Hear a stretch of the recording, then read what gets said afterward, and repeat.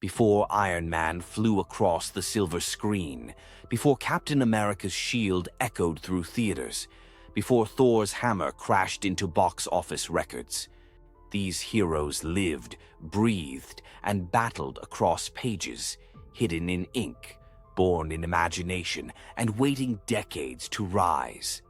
The Marvel Cinematic Universe didn't begin with billion-dollar budgets or streaming giants. It started in cramped offices with artists, writers, and dreamers trying to capture lightning in a bottle through stories of flawed heroes and impossible odds. Iron Man, the armor of the Cold War, long before Robert Downey Jr. gave Tony Stark his signature swagger.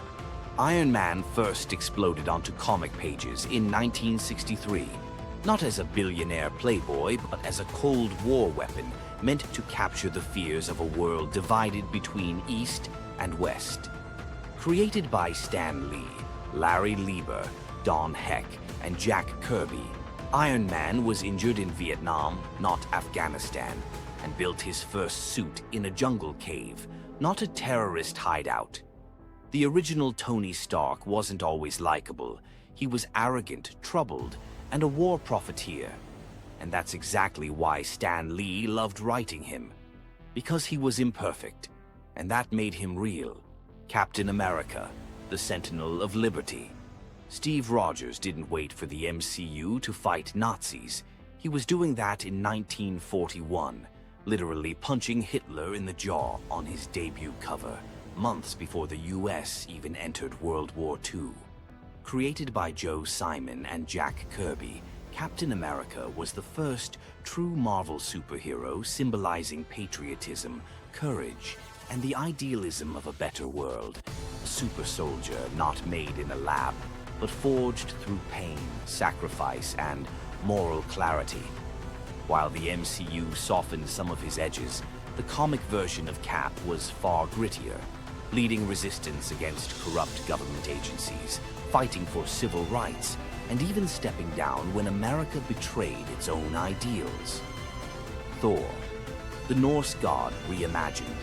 Thor didn't just come from Asgard, he came from ancient Norse mythology, reimagined by Stan Lee, Larry Lieber, and Jack Kirby in 1962 as a god living among mortals, trapped in a human's body, hiding immense power behind a cane that transformed into Mjolnir. In the early comics, Thor wasn't the charming demigod we now know. He was stoic, Shakespearean, and far more serious. His stories blending cosmic fantasy with real-world issues, from nuclear threats to Cold War paranoia. His comic arcs laid the foundation for the MCU's multiverse, introducing cosmic realms and celestial threats long before Thanos snapped his fingers. Black Panther, the king who led. Before the trend, T'Challa, the Black Panther, made his comic debut in 1966, not as a sidekick or a token hero, but as the ruler of Wakanda, a technologically advanced African nation untouched by colonialism and led by a king with unmatched intellect and combat skill. Created by Stan Lee and Jack Kirby during the height of the civil rights movement, Black Panther was Marvel's first black superhero and a radical shift in representation, years before diversity became a Hollywood buzzword. Unlike the MCU's slow build, comic book T'Challa walked into battle beside the Avengers almost instantly, never needing to prove his worth because he was the standard. Spider-Man, the friendly neighborhood icon. Peter Parker's story isn't just popular, it's practically biblical in superhero culture, bitten by a radioactive spider, gifted with power, burdened with responsibility, and shaped forever by personal tragedy. Created by Stan Lee and Steve Ditko, Spider-Man was revolutionary in 1962 because he was just a teenager, struggling with homework, bills, bullies, and heartbreak, yet still choosing to stand up and fight.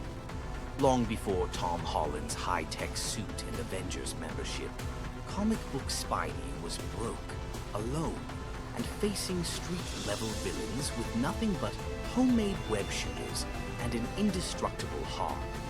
Dr. Strange, master of the mystic arts, before CGI portals and multiverse madness, Dr. Stephen Strange was a washed-up surgeon with shattered hands and a shattered ego, until he discovered the Ancient One and became the Sorcerer Supreme. Stan Lee and Steve Ditko birthed him from psychedelic art and Eastern philosophy, crafting a character who wasn't born a hero, but became one through enlightenment and sacrifice. His comic origins were trippy, abstract, and downright mind-bending, far weirder than the cinematic version, pulling readers into dimensions where time, space, and reality itself were up for negotiation. The Hulk, rage-born of science and fear. Bruce Banner wasn't just a scientist, he was a metaphor for the atomic age, a man torn between genius and destruction, whose monstrous alter ego reflected the inner battles we all try to hide.